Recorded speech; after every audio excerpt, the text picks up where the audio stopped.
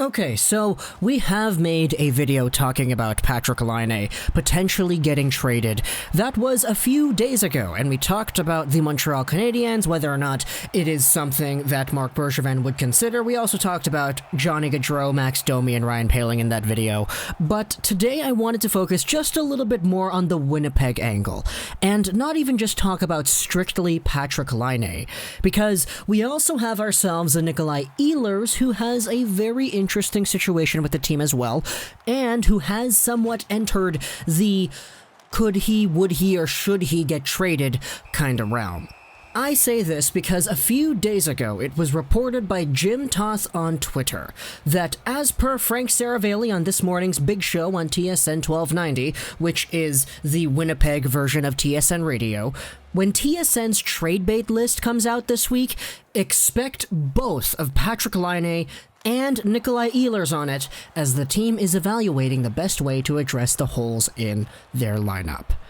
Now, okay, first off, there's going to be more stuff we look at, not just this. But because this is the first thing that came out in chronological order, let's go over this idea here first. Who are these two? Well, Patrik Laine was the second overall pick at the 2016 NHL entry draft. He made the NHL right away, and he has been an absolute stud. Say what you want about whether or not he actually plays well or that he plays to the best of his capabilities. You could argue that he totally doesn't. But the bottom line is Patrik Laine has been a consistent 30-goal scorer in the NHL, a guy who reached 44 goals when he was 20 years old. He's 22 right now, and he is signed until the end of next season at a $6.75 million deal.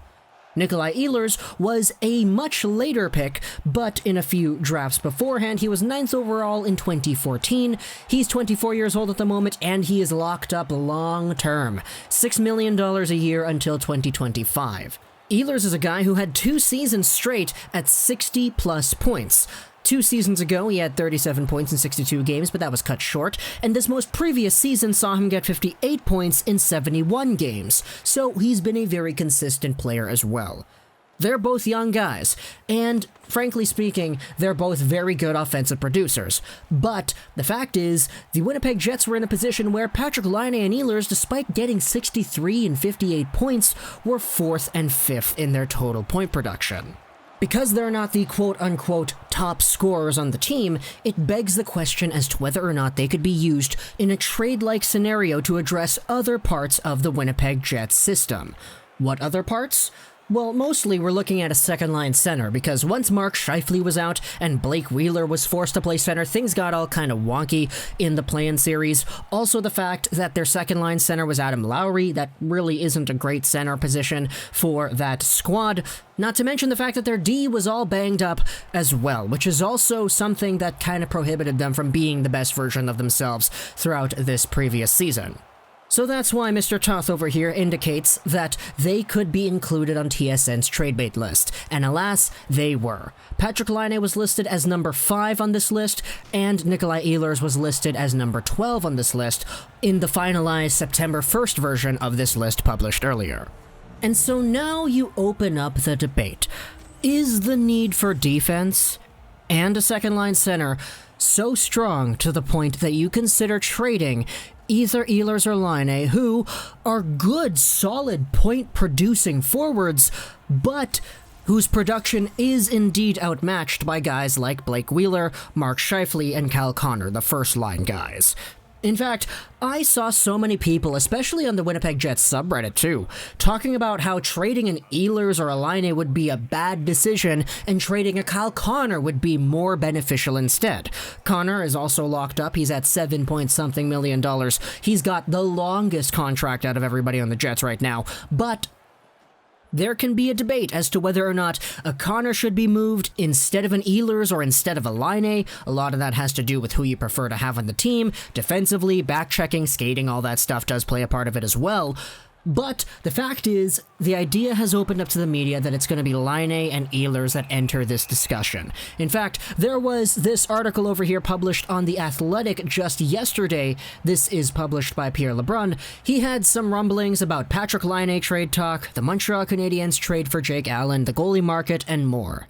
As per usual, I'll leave a link in the description to this article if you have The Athletic and you want to read it. But if we go over to a tweet over here from NHL Watcher, this is what LeBrun pretty much says in the article.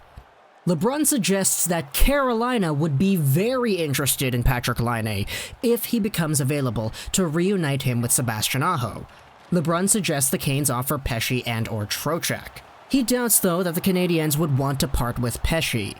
Obviously, Brett Pesce, pretty good shutdown defenseman, one of the more underrated defensemen throughout the entire league. You have Vincent Trocheck, who was acquired from the Florida Panthers, and who has been doing some pretty good things in the NHL the past few seasons. He would be a really nice upgrade over Adam Lowry on your second-line center position.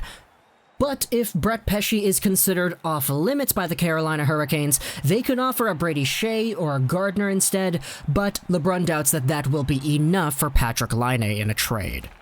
So, he feels that the Jets will make two separate trades, one to address their center core and one to address their defensive issues.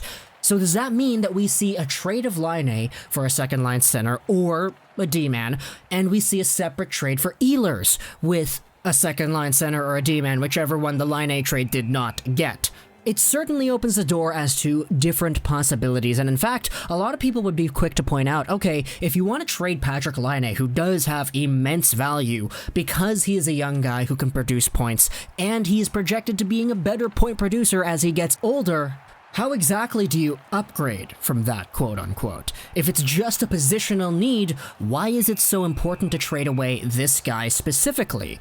Well, let's go over to Jim Toth back again in the same tweet that we talked about earlier. There was actually somebody who replied, saying, I can't think of a single scenario where trading Patrik Laine is going to make this team better and actually get fair value back in a trade.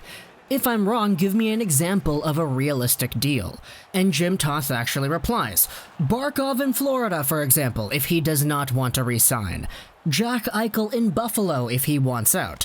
Just off the top of my head to make the team better. Now, those are hypothetical examples. Those aren't going to happen. That's just him pulling things out of thin air to make an argument. But it does open the door as to the possibilities if there is a young center out there who can be an absolute game changer available on the market, that a Patrik Laine trade would honestly look pretty even. And I guess Trocheck may not be per se on the same level of value as a Laine, but you still got an Ehlers that may be on the trade block, and you still have draft picks that you can get back in return to also balance the scales too. So there are a ton of options here, and it's why I didn't really jump on the Montreal bandwagon immediately when it happened, because if you do remember, there was a buzz for the Montreal Canadiens in this particular conversation.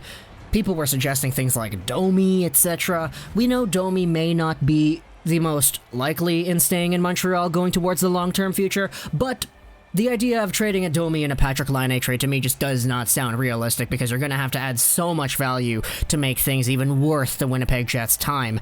But if it is the Montreal angle, then hey, you know, they do have some defensemen that may indeed be useful if Winnipeg wanted to try them out, like Ben Sherratt. I wonder how that would work if he played in Winnipeg. I get it, I'm just joking. But with the variance of different teams in the league, I would not be surprised if we saw a lot more Patrik Laine Ehlers talk picking up as the offseason goes on. And if Carolina is just an introductory team to this conversation, imagine just how a Patrik Laine and a Sebastian Aho would work together. We saw this at the 2016 World Juniors, where Finland won that gold medal. They were playing with Puljujärvi, Olli Juolevi, Patrik Laine, Jesse Puljujärvi, Kasperi Kapanen, and that team absolutely stomped. That's the team that I believe Kasperi Kapanen got that overtime goal for the gold medal, wherein the fans and the commentators just went absolutely wild.